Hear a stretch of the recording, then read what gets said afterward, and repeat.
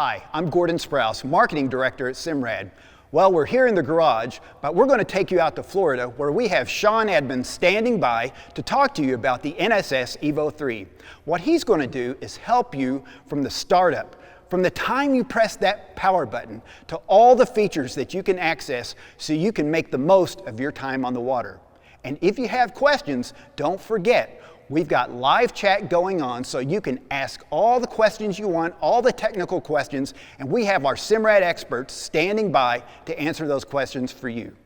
And don't forget, when you buy NSS Evo 3, you also qualify to get a free CMAP reveal chart. So detailed contour mapping reveals underwater contours on the east and the west coast. So we're going to take it away, Sean, and Sean, it's on you. Okay, so when we turn the unit on for the first time, it's going to go out and sense what's on the network. So it says, hey, I see a 3D module, so that's going to be enabled. I see that there's a Mercury engine interface connected, that's going to be enabled. And then it asks you to select your language. So we simply going to choose English. Yes, that's the language we want. It's going to ask you, do you want to go into retail mode? You're going to say no. It's going to check the system. It's going to see that you got some software that needs to be updated. I'm going to walk through that and show you how to do that later. So right now we're going to say no. Came up and said, hey, you've got to register the device. Do you want to do it now? We're not going to do that now, so you can do that at your leisure. And it's going to start up on the machine. Now, every time you install a product and you hook it up to power, a lot of people will turn it on. They'll automatically go through that setup. They'll go through their auto source select. Well, if they don't have all of the items connected to the vessel when they do an auto source select, that sets up all of your sources. So your depth, your temperature, speed controls, GPS, heading, sets up all that information. So if somebody does that prior to installing the rest of the system, you may lose some data. It may not be hooked up. You may not see all the data on the side of the digital data bar. So you will need to redo the auto source select. So you're going to hit the home button, you're going to go to settings, you're going to scroll down to network, you're going to go into sources, and you're going to hit auto select. This is going to tell you make sure everything is turned on that is connected to the network so that it can be set up. You're going to make sure everything's on and you're going to hit start. Now here's where it goes through and finds everything on the network and will put it in its desired source. Now you may come across different sources for, say, GPS or for depth or for temperature. So you may have to go into sources, and maybe we'll go into compass, and you notice there's two compasses on the boat. There's one in our GS25 and there's one in the Precision 9. Well, I definitely want to use the Precision 9. That is a rate stabilized compass, so that's going to be a better compass source. So we'll go there. Position is another one that you might find multiple sources, because we have an internal GPS in all the displays. We have a GS25, so yes, we're going to use the GS25. And you're going to go down that list for boat speed, check in advance, see if there's any available spaces, and there's not because we don't have any paddle wheels. And we're going to keep going down the list. See temperature. Now you notice right now that's not set up. And we're going to go into why you can't see that right now when we go into our depth setup. So we're just going to continue to run down the sources. Feedback is another big one. Because if you're doing any outboard pilot with virtual rudder feedback, you've got to be careful. Because certain engine manufacturers, when you tie into their engine gateway, they will put out a feedback signal. Now, if they don't have a feedback indicator, they may send it out with 00. So it'll show something on the network. So you may find that maybe in this boat, it might have seen a Mercury feedback. So you need to be careful. If you're running an outboard pilot, you don't have a rudder feedback, make sure you select virtual rudder feedback. So again, you're going to go through each one of these items and make sure that you got the proper source selected. The next thing I'm going to do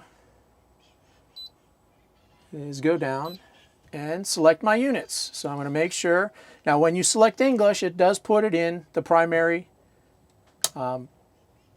parameters for all of the units for English. But I do know a lot of people that for their speed, they don't want knots. They do prefer miles per hour. So you do have the ability to change any of these settings. You can scroll through the list and change whatever you want. The next thing I'm going to want to do is go up into my systems, and I want to adjust my time.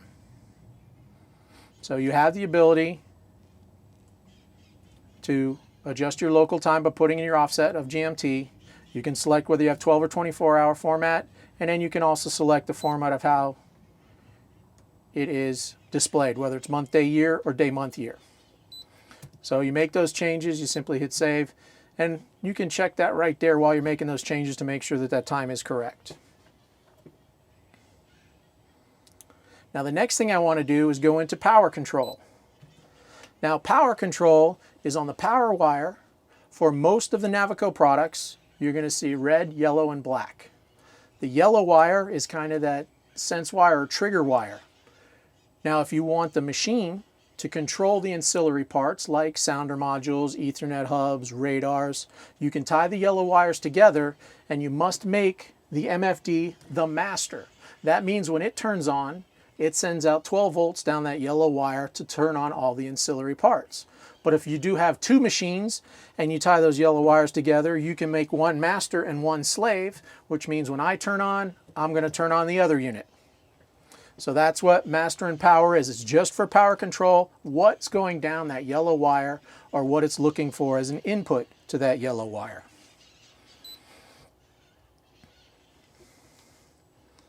So after that, we're going to go into advanced and we're going to go into features. Now you notice all these check boxes. This is what puts the icons in your home page. So if you do not have a radar, you definitely want to deselect the radar box because we do not want a radar icon there if there's nothing to run with that radar icon. So you don't want your customer confused, or you as the customer do not want to be confused. Say, hey, oh, I hit that by mistake. Let's just remove it from the panel. So again, you go down and you can turn on what pages you want turned on. If you do have a Sirius weather module, you can attach that to the system. If we are interfaced with C-Zone, you're going to want to turn that on. So we have the C-Zone interface for controls to C-Zone. The next one, that audio servers were tied to an NMEA 2000 stereo system. So whether it's the Navico Sonic Hub or we're tying into any other manufacturer that can connect via NMEA 2000, this will allow those audio controls to show up on our sidebar. Now the one beneath it is also very important, and that's the audio shutdown. Now what that means is when I turn the display off, do I want the stereo to shut off? Now if you're the kind of guy that only has a stereo on when you're out in the boat and you're fishing or you're playing around, then yes, you can leave that on. But if you're a guy that likes to sit at the sandbar and maybe you want to save your batteries and turn down your machines, you do not want to check that box, because that means when I shut down my machines, my stereo goes down. So autopilots, this will say whether autopilot features are shown, so whether you want to interface and set up your autopilot through your MFD. The next one is autopilot panels. So if I want to have an actual tile on my home page for my autopilot so I can pull it up as a full page or put it into one of my custom pages, I can do that. That professional autopilot compatibility is if you're tied to an AP70. If we're working with a Simrad AP70, we do have the ability to interface to control it. We do not have the ability to set it up like the AP44 and 48, but we can control it. We do now have the ability to attach to NMEA 2000 trolling motors, so now we can have those autopilot controls on our system. The GoFree is our Wi-Fi server, so it allows us to become a client or a receiver, so we can connect to external Wi-Fi's, and then we can also transmit to tablets and phones some information from the display. Now when we go to the next one, which is FLIR, if we connect to a FLIR camera, so a 300, a 500 series, something with a composite input, we can put the controls for that camera on our display and actually control the camera. So we connect that camera into our Ethernet network. We put in the RCA plug into the back of the unit, and we can now see the video, but we tell it which channel is it connected to, because each NSS does allow 2 video inputs. So if we're in the red plug, we'll select channel 1. So when I go into my video and I select video channel 1, I will see the onboard controls for FLIR. So I can drive that FLIR camera, tilt, pan, zoom, depending on the camera model you have. So controls weather vessel view. This is our Mercury interface. So we can now bring up all of the Mercury information, controls, as well as engine monitoring. So force HDMI output on a 12 and a 16. We can connect this to another smart display through an HDMI cable and drive that. We do have the ability to connect to phones through our Wi-Fi. So now we can see what text messages or see call logs on the screen itself. Search and rescue means we can set up a search and rescue grid if we're working with some municipalities. If we go down further, under radar just means how many number of range rings. We can do 4 or 6, whether we want to be able to record.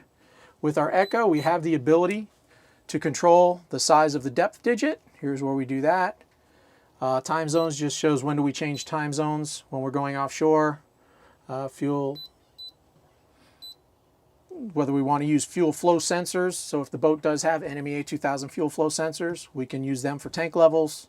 Again, internet, that's where we do our internet control. And the last one is instruments. I can't get down there. So when we go down to instruments, here's where we can use course over ground as heading. So if we do not have an autopilot on the boat and we do want to show heading or a heading bearing line, we can do that here by using course over ground. We can also do that to calculate true wind direction. Same thing with using speed over ground instead of boat speed. So again, if we want true wind, we can use speed over ground instead of boat speed if we have a wind vane on the boat. And then decimal point precision. So for speed, we can do 1 or 2 decimal point. And we do have a lot of guys that do want to see that 2 decimal point precision for their temperature, so they can see the smaller changes in that temperature break. You can go ahead and do that as well. So once we're done with that, we'll bounce out of that. And then the next thing we're going to go into is configure our wheel key. So the wheel key is this little button up here. It is a 2-function button, so you can set something up for a short press as well as set something up for a long press. So for a short press, you can just, what do you want to do? So we do have an autopilot in here, so the customer does want that to be the autopilot control for a short press. When we go to long press, I tend to like using, where is it? Maximize split screen windows, and I'll show you that in just a minute. So if we bounce out and I go into one of my split screens, so if I'm running and I want to maximize that window, if I simply long press that button, you're going to notice it's going to blow it up. I can use a full screen, I can manipulate it, view it, change ranges, drop waypoints, do whatever I want. And by simply pressing and holding, drops it right back in to the split screen where I was. And the same thing when I go to my sounder or to my radar. It's simply a long press, and we've expanded it. Long press, and we go back. So again, that button can be set up for 2 functions, whatever you want it to be. Some people put it for dropping waypoints. So it's all personal preference. It allows you to customize your screen. So the next thing we're going to do is we're going to go in to our chart setup. So here is what do we want when we go into 3D mode. What do we want our icon to look like? So center console, bass boat, sailboat. So you pick whatever you want that display to be. Range rings, we're allowed to put range rings around the boat. So if we want to know distance, kind of like we have on a radar, we can put range rings around the boat. Extension lines are another one. So extension lines, we can do course over ground and we can do heading. And then we have the ability to set it up by distance or by time or by infinite. Now, why would you want to put on course over ground and heading? Because in the event you're drifting, your boat may be heading one way, but it may be moving another. So you can have 2 lines, one showing the heading of the boat and one showing the actual movement. So that's why you might want to put on both of those lines at the same time. Now you can also go in and put lines on like AIS and MARPA targets. So again, on other vessels, you can put those lines on there as well. Okay, so the next item are synchronized 2D and 3D charts. So if you're doing side-by-side representation, Pop-up information, if you move your cursor over any icon on the screen, it'll automatically pop up that information, or if you tap that icon, it'll pop up that information so you can see what that icon is. You can tap the name and you can drill down from there. Grid lines if you want lat line grids on top of your chart. And then do you want to see your waypoint routes and tracks? So you can turn them on or hide them. So you have those options.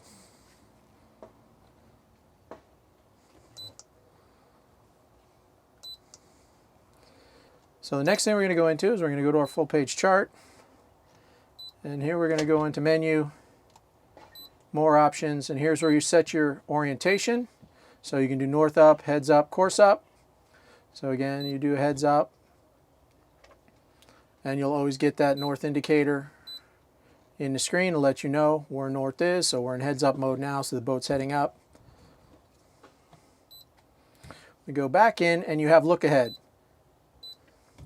Look ahead will always give you 2/3 of the screen in front of you. So instead of being in the center and only have half that screen in front of you, we now drop down. So whatever direction you're flowing, whether you're in north up, course up, or heads up, it'll always change that orientation, so you always have a minimum of 2/3 of the screen in front of you. So now you're paying more attention to what you're traveling to versus what you're leaving. This is also where you can turn on and off that 3D perspective view. We can also set up our color tracks. So you can do a track line based on speed over ground or speed through water. So what it will do is change color as you change speed. So it's a nice way to tell whether, especially if you're trying to set up a boat, whether you're increasing or decreasing speed, you can check that from that color line. It also allows you to do the same thing with wind speed or apparent wind speed if you have a wind vane involved.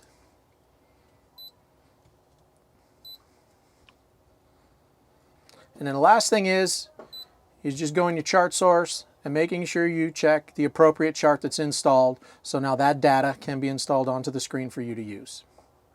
Okay, now that we've finished with our chart setup, we're going to go into our sounder setup.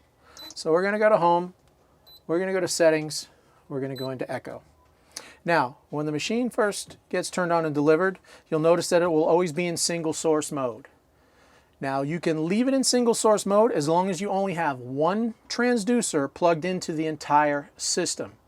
The minute you add a second transducer, we then need to put this system into multi-source mode. And to put it into multi-source mode, you're going to change it to multi-source. You're going to have to shut the system down, leave it turned off for approximately 3 to 5 minutes, and then turn it back on. Now, you must do this in every single display. So if I have 3 displays on the boat, I need to do it to all 3 displays, then power the entire system off, and then bring it back up. Now, because Mercury vessel view displays are also made by Navico, if you have a 7-inch or a 9-inch vessel view display on the boat, you will need to do it on that display as well. So by changing it to multi-source, it means there is more places to find transducers in the system rather than just channel 1 in my internal echo sounder or channel 2 in my internal echo sounder. Okay, so now we've restarted the system. Go back to that echo page and we notice we're now changed to multi-source mode. Now for this system, we have no transducers plugged into the machine itself. We may have it plugged into another machine, or we may have an external sounder module. Like on this boat, we have the S5100. So we will deselect the internal echo channel 1 and channel 2. We need to make sure we have network echo sounder checked. That means we're looking across the Ethernet network for the other devices. So now from here, we're going to go into installation. And you're going to see your sources up top. So here's our S5100 channel 1. And now I go down to transducer type, and because it does have an Airmar transducer that has the orange sense wire in it, it will automatically set up that transducer. In the event it does not have a sense wire, you can go in and select from a menu of the Airmar transducers or the Navico transducers that we have in the list.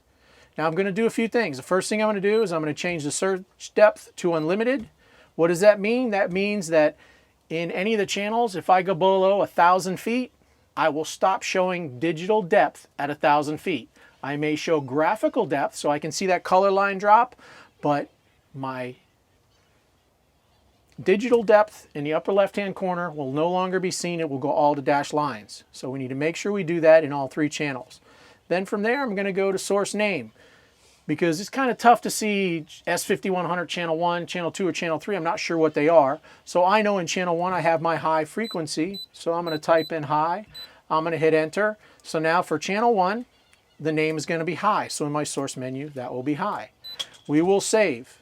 We will then go back in, home, settings, echo, back in installation, and now we'll do channel 2.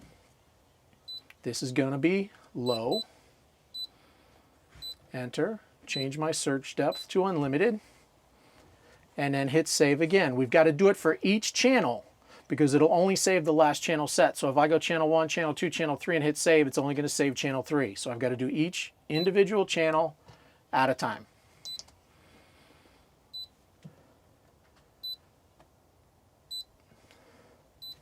So high, now you see low. Now we'll go to channel 3.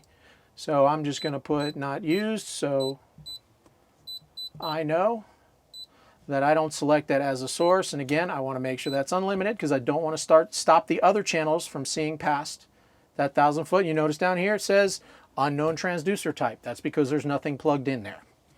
Again, I hit save. So now I've set up my channels for my sources. And the last thing I'm going to do is go in to my echo menu. I'm going to use depth and temp from, and I want to use that from my high channel.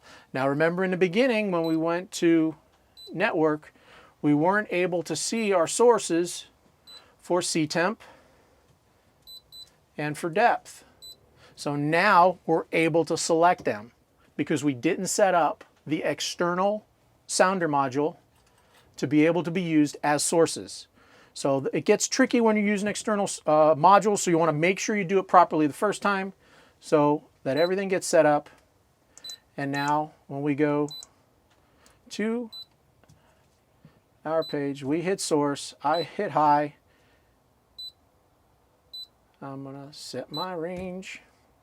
And now I start getting my depth information. Obviously it's shallow, we're sitting here at the dock. So now it starts locking into the bottom. Scroll speed picks up, and now we're good to go. And that also allows me, if I go into frequencies, on my high, I should only see 200 kilohertz and high. That lets me know I've set that channel up right. If I've set it up incorrectly, I may see other frequencies sitting here that I shouldn't. So that's a way to check.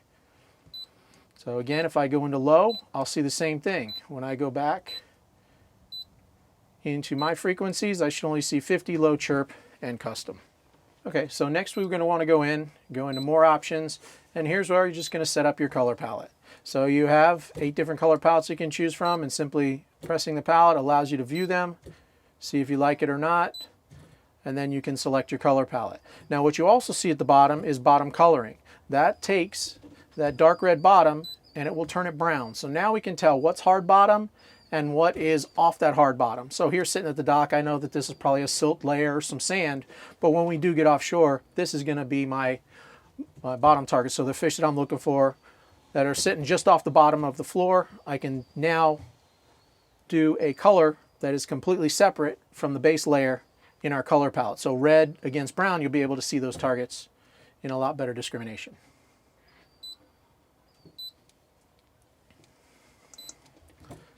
So now that we've got the sounder set up, we're going to head into the radar. So we're going to go home settings, we're going to go into our radar. So with our radar, we can turn on north indicator, we can turn on range rings, we can do range markers, we can put our compass, so we can put the compass rose on the outside to see which way we're heading, a heading line, we can do true or relative motion. Data bar is a big one, so if you don't want the data bar on the side of the display, let me show you that real quick in our radar. So we've got this data bar here that's going to show your MARPA or AIS targets. A lot of people don't use that or don't want that on the screen. We can eliminate that. So again, home, settings, radar, data bar. We can hide data bar. Or if we wanted to leave it on and we would rather show MARPA targets first over AIS, you could switch them there. Then you're going to go into your installation. This is going to tell you which radar you have. So we do have a Halo radar on here, an open array. Radar status is a great one to go in and check and make sure that everything's functioning. says that we can do MARPA. We do have overlay capabilities, so that tells me we do have a compass. So for overlay, we just need a compass to be put into the system. There's no real requirements on it. For MARPA, we must have 10 Hertz. So I know on this vessel we have a Precision 9, so that does allow us to do MARPA. So yes, heading is on the radar. So heading GPS, there's no error code. So that's a quick brush of information. Now we can go into the setup of the radar. So the height of the scanner. We do on a Halo radar need to select which scanner is on there, whether it's a 3 foot, 4 foot, or 6 foot. And then we can go into adjust our bearing alignment. So when we go into adjust a bearing alignment, we're going to turn on our radar. We're going to steer that boat directly on a buoy, a marker, or some sort of object. And we're going to go in and adjust this alignment, plus or minus, to get that object to sit dead center of that line. That's how we know that our bearing alignment is correct. Then we hit save. Side lobe suppression is not going to be needed unless we're seeing some issues with the radar itself, or we need to do some manual tuning on that. So we won't go into that because 90% of the time you do not need to go into side lobe suppression. Sector blanking, this allows you to set up different sectors that you can turn off the transmit. So if we're on a tower boat that's getting a lot of reflective power from a target in a certain area, you can turn on those sectors, set them up so that we can eliminate that return noise. And then we can adjust the park angle. So if that radar is not parking at a true perpendicular position, or if you would rather run it parallel bow to stern, you can set up that park angle there. And then we have control over the halo light, so we can make it low, medium, or high. So this is that light that's within the dome of the radial edge of the radar. Here's where we are able to control that on a halo. And again, there's your reset to factory defaults. Now when we work with some other radars, like a 10 or 25 kW, you'll also see something that's we need to do there, which is adjust our timing. So that will be another adjustment that has to be done, and you can use your radar manual for that, but that will also show up in here.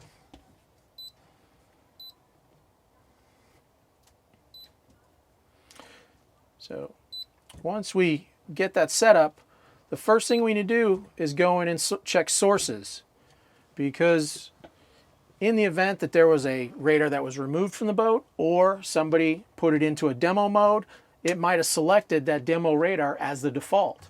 So now we go into sources and you can see two valid sources. In a Halo, whether open array or dome, we do have two receive circuits. So you do have the ability to have two radars side by side. So now you pick which radar you want to be in this display, whether it's Halo A or Halo B. So right now it's set to Halo A, which is fine. Now we can simply hit transmit. It's going to detect scanner. Then you're going to have it start to spin up. And now we've got our radar running. All right, so now we go into menu and we go into adjust. This is where we set up our mode, our gain, our C and rain clutter. We can do this from the menu, or for me, I like to do it right from the rotary knob. So again, gain, C, rain, and there we can set our custom modes. Now the next thing you want to go in for the setup is to view. This is where again you can control that palette. So if you'd prefer that white background, sometimes it's better to see those smaller targets against a white versus a dark, you have the ability to change that. Here's where you can go and turn on and off your velocity track. So the velocity track is like Doppler, so targets heading towards you will be one color, targets leaving will be another.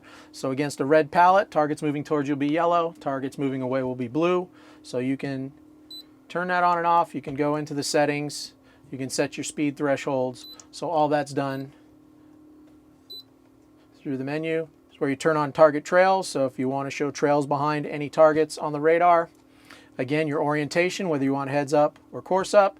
And again, just like the chart, we can do look ahead. And then we can also do offset or put it into true motion, where the boat will move across the screen and then reset versus the boat staying in the center and the picture coming underneath. So that pretty much finishes the setup for the radar. Okay, so we're going to go back into our settings menu. So autopilot is the next on the list.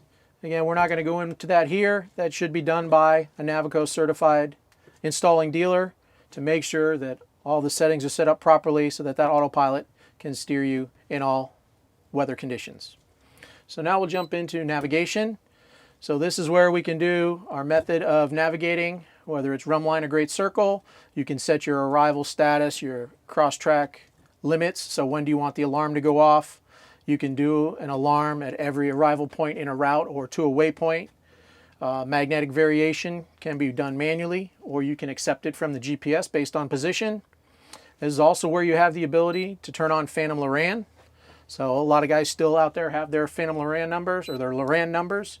We can go in, set our chains. And now when we go back to our chart,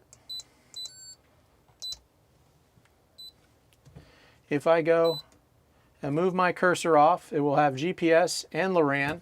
Or if I go and try to input a new waypoint, I have the ability to do it into GPS or Loran coordinates. So you just select the proper chains with the proper datum, and now you can convert those Loran numbers to GPS.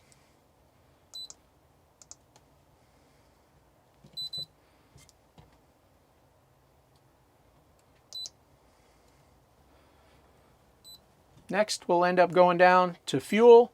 This is where if we're tied to any engine interface, the first thing we must do is vessel setup.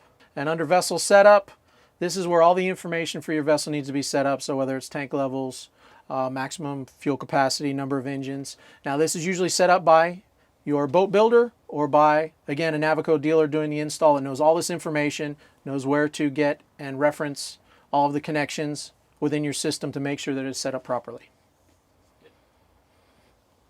Then we'll go down to tracks and trips. So this is how do we want our tracks, our track lines to be recorded.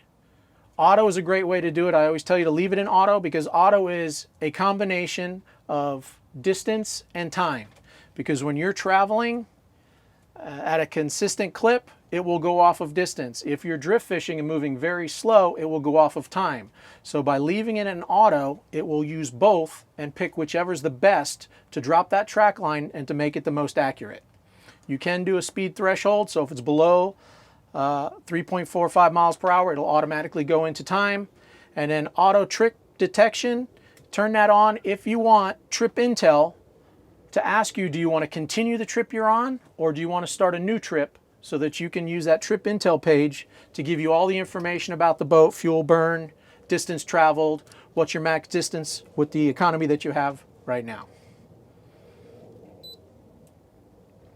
Going into alarms, enabled means that you're going to get an audible or visual alarm, and settings is where you go in and set all of your alarms. So you can go in and turn them on by checking the box, and the ones that allow you to change the actual numbers or data, you can do so and configure it and customize it to the way you want those alarms to come on and show up on the screen. You can go back in history and see what's happened, and you can also go and see what would be active at this time. You'd highlight it, hit details that show you everything about the alarm. Because this vessel does have Mercury, we do have full Mercury engine alarms, so when you open up that alarm, it'll tell you everything about that engine. We've already went over units, so wireless would be next. This is where we've got a wireless and a Bluetooth module built into the machine. So if we do want to turn them on, we check the box. Do we want to connect to the internet? So maybe we want to download some software to upgrade the programs within the machine. Or we can connect to a phone or tablet. This way we can mirror image, allow somebody to control the units from a tablet or a phone. And then we can also go and turn on our Wi-Fi, or our Bluetooth, where we can connect to a phone and now be able to show text messages and call logs that will actually show up on the screen and let the user know when they're not in front of their phone that somebody's tried to contact them. Okay, we're going to skip over network for a second and go into vessels. Now, the first thing you're going to see is MMSI. If you have an AIS transmit and receive device on your boat, please input your MMSI, because what's going to happen is when you transmit, your receiver is going to receive that MMSI number with position. So what you're going to see is underneath your vessel is a triangle that's always with you all day long. If you put in your MMSI, it says, please ignore this MMSI. That will remove it from the screen. When we go into our icon filters, if we're in areas where we've got a lot of AIS targets, we can go in and select how we want to view them, whether we want to hide them all, whether we only want to hide the safe. If it's further than, we can control how those icons are shown on the screen. Extension lines, again, we talked about extension lines, why you would want to use course over ground and the heading. Dangerous vessels, this is where you put your CPA and TCPA, so your closest point of approach, how many feet, and what's the time before you hit that closest point of approach. This is what sets up your alarms. So when you get a dangerous vessel alarm, or when that triangle goes from black to red, this is why, because it's heading in your direction, it's going to end up in a collision course, and it's within these guidelines. Speed and course is just setting up how you want to view those targets, whether the icon orientation is heading or course over ground. So now we're going to jump back into that network. So we already talked about how to set up the sources. Device name is another one. If you have multiple displays on the boat. So this one is the port display. I'm going to set it up as port display. We can name the device. So now when we're looking in our device list, we can see whether it's our starboard or our port display, or maybe it's our tower display. So when we go into device list, this is everything connected to the NMEA 2000 network. This is also where you're going to do some of your calibrations. So when you go into a compass, this is where you would calibrate it. So we're going to end up swinging the compass, take out all the magnetic deviation. This is where we would configure it. So if the compass is not heading directly forward, we can add or subtract up to 180 degrees to make sure that it is pointing in the right direction, that the vessel on your screen is orientated properly on the chart. We also have the Precision 9 on board that we can do the same thing. We also set up our GS25 antenna, where you would go in and enable WAAS, so that's that wide area augmentation system, so that takes out that GPS wobble. So we can see every device on here. The other nice thing is we can see every bit of information that's being transmitted on the NMEA 2000 backbone by going down to data. So now for my GPS antenna, I can see everything that's output. So where is this handy? If I go down into my engine gateway and I go to data, there's a lot of engine manufacturers that do not output tank level. So customer wants to see tank level on his screens. He may not be able to see it because the gateway is not putting it out. So you can go down and see what that gateway is putting out.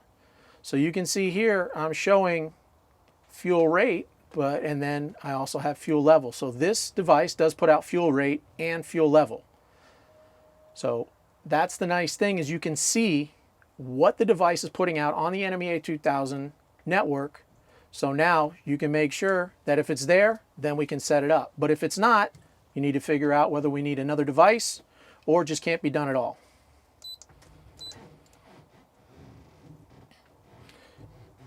Now when we're talking about setting a system up, if something is not on the NMEA 2000 backbone, or it is not talking properly, this is also a place where you can say, I did put on an RF25 feedback, I don't see it in my device. Now I need to know where I can go to find the faulty product, find the bad connector, find the bad T. So again, very useful tool is going into this device list. The other thing we have is diagnostics. So diagnostics will check the NMEA 2000 backbone. So bus state, if bus is on, means it's seeing 12 volts. Now we can see any overflows, any TX or RX errors. We can see bus load. Bus load's a good one. Most boats, a medium-sized system, you shouldn't see over 40 or 50%. If you start seeing 70, 80, 90%, that probably means we've got a defective product that is talking or putting out garbage on the backbone, and dragging it down. This could cause the backbone to restart. This could cause a display to restart. So again, NMEA 2000, go in there, check, see what that bus load is. We can see what's happening. Another box that's good to check is the UDB. This allows you to see how many displays only. We can't see radars, can't see sounders, but displays only. So if we've got 3 displays, but I only see 1 display IP address, that means my Ethernet is not communicating. So again, another great way to see if that Ethernet is performing properly. Who does the editing? Then the next thing we want to do is we're going to go Home, Settings.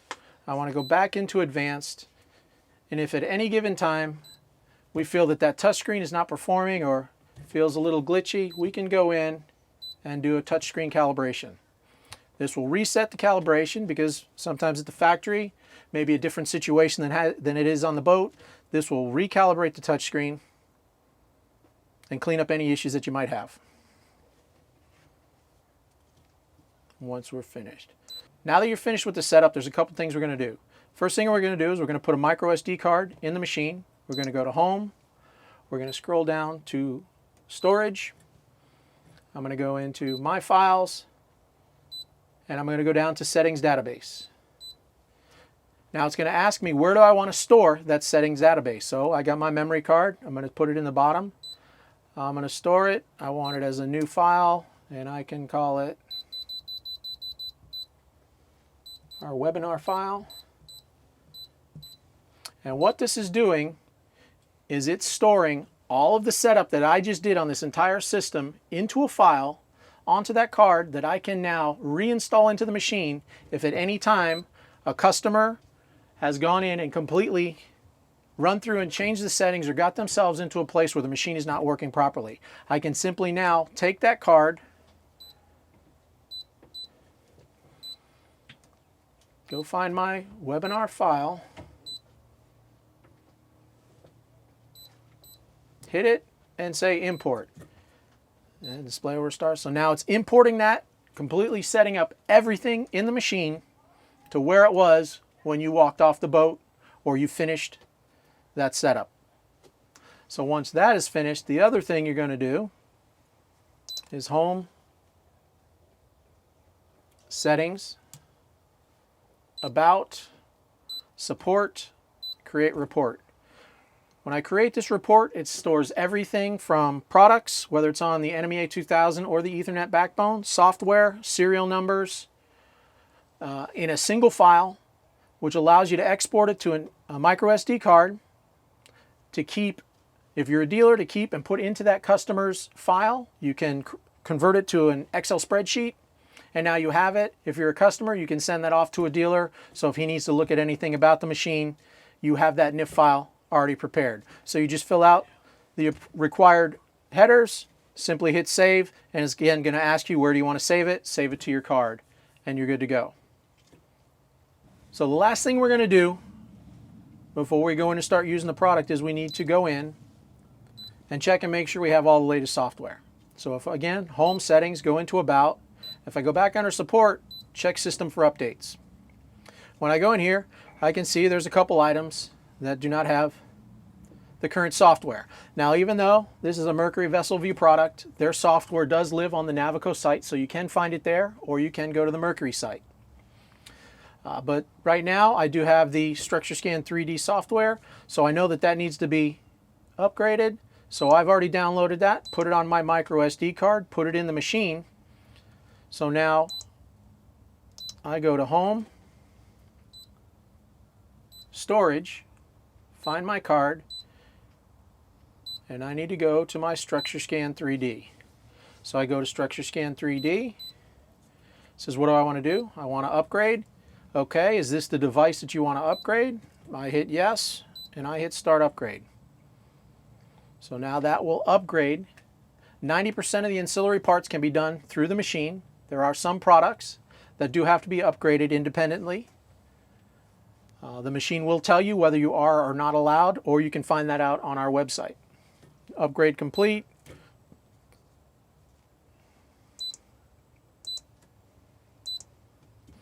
And we can go and again check to make sure. And you now notice that StructureTan 3D module is gone. Wow, Sean, thanks so much. That was really great. If you had a question and it didn't get answered, just go to the email address on the screen and we'll follow up and answer that question for you. Thank you so much for watching. And if you want to catch any of our previous webinars, be sure to go to simradyachting.com/live where you can see pre-recorded webinars from the past. We'll see you next Tuesday from 6 to 7 Central Time.